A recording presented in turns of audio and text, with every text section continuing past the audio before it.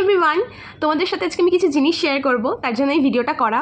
তো সবাই ছোটোবেলায় ডল খুব পছন্দ করতো, স্পেশালি মেয়েরা, হুইচ ইজ ভেরি নর্মাল। তো আমিও খুব পছন্দ করতাম ডল, ইভেন কি আমি এখনও ডলের প্রতি ভীষণ অ্যাট্রাক্ট হই। তোমাদের কাছে কিছু জিনিস শেয়ার করার আছে, তো দেখাই। আমার মা একটা ক্যাবিনেট খোলে অ্যান্ড আমার অনেক পুরনো ডলগুলো দেখতে পায় অ্যান্ড আমাকে দেয়। অ্যান্ড যেটা দেখে আমি সব থেকে বেশি খুশি হয়েছি সেটা হচ্ছে এই পুচকি ডলটা দেখছো। আমার যখন 2 বছর বয়স তখন আমার পিসি এটা আমাকে গিফট করে, অ্যান্ড তারপর থেকে এটা আমার ফেভারিট ডল ছিল। মানে এটা ডল না, এটা আমার মেয়ে ছিল। মানে এটা যদিও এটা ছেলে পুতুল, যাই হোক আমি তখন বুঝতাম না। আর এইটা যে আমার কাছে কি, মানে আমি যখন পোলিও খেতে যেতাম ছোটরা, মানে একদম ছোটোবেলায় যখন পোলিও খেতে যেতাম আমি ওকে নিয়ে যেতাম, ঘুমানোর সময় ঘুমাতাম এর সাথে, খেতাম, স্নান করতাম, তেল মাখতাম, এভরিথিং আমি এর সাথে করতাম। তারপর যখন আমরা বাড়ি শিফটিং করি, বাড়ি থেকে ফ্ল্যাটে চলে আসি, তারপরেও বেশ কয়েক বছর এর সাথে আমি, মানে এটাই আমার বেস্ট পুতুল ছিল।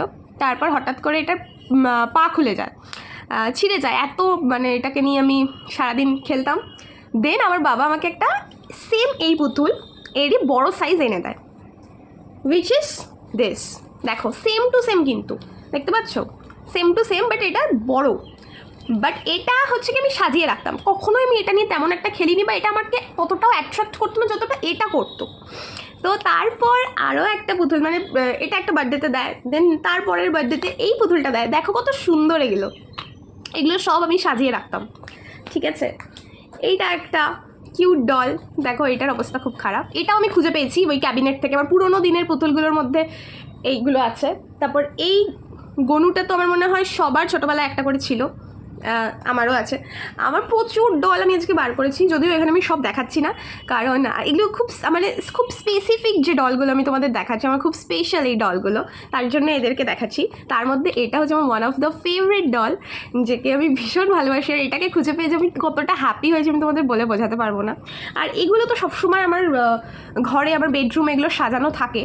এগুলো মানে ততটাও সিগনিফিকেন্ট নয় আমার জন্য যতটা এই ডলটাকে, মানে এই ডলটাকে খুঁজে পেয়ে যে আমি কতটা হ্যাপি। আমি এতবার এক কথা বলছি, আমি তোমাদের বলে বোঝাতে পারবো না।